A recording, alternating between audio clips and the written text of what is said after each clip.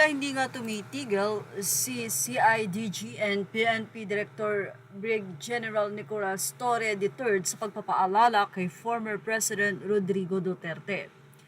Mula sa naging update, hindi na siya leader. Yan ang ibinahayag ni General Nicolas Torre III ditong February 26, 2025.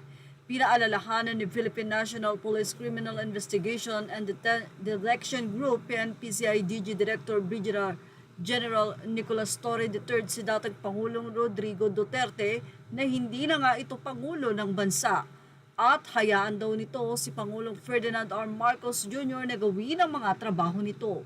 Iginiit din ni Torre na maraming intriga ang dating Pangulo at kapag pinatulan ito, sasabihin lang umano nito na joke only. Una nang nagsampa ng kaso si Torre laban kay Duterte or kay President Duterte, former President Duterte, sa biro nitong kailangan daw na pagpapatayin umano niya ang 15 senador para makapasok sa Senado ang mga kandidatong ini-endorso niya. Well, talagang ito ay sineryoso ng mga kaalyado ng kasalukuyang administrasyon. Dahil anila, hindi nga daw dapat ito ginagawang biro. Dahil ang nasabi nga pong Pangulo ng Bansa ay binoto ng 31 million o mahigit ayon pa kay PNP-CIDG Director Brig General Nicolas Torre. Aniya, hindi na siya leader kung ano-ano pang intriga ang sinuso. Dapat pabayaan niya na muna ang presidente 31 million mahigit ang boto ng presidente. Yan pa ang naging pahayag ni Torre.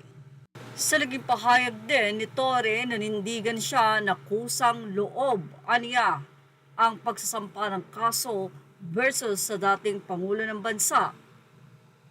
Iba't iba naman ang naging komento o reaksyon dito ng mga netizen. Sa naging pahayag na ito ay may mga, syempre, may mga pumabor sa sinabi ng direktor at mayroon naman syempre na nagsabi ng saloobin nila laban naman sa kanyang naging pahayag.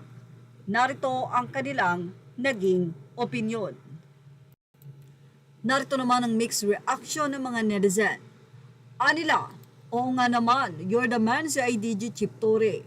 Ang isa ay sinabing dahil sa Duterte kaya naka 31M siya. Kung wala sa honey niya Duterte, sa kangkungan din naman siya pupulutin. Mula naman sa ilang pang netizen, anila, General, mana ka nga talaga sa amo mo. Antayin mo yung balik, General, karma it's coming. Dapat hindi ka na mangialam, hindi ka naman politiko. Sa ilang man ang isa, igalang dapat ni Digong ang demokrasya. Yan ang tunay na leader na magaling may paggalang sa gusto ng nakararami.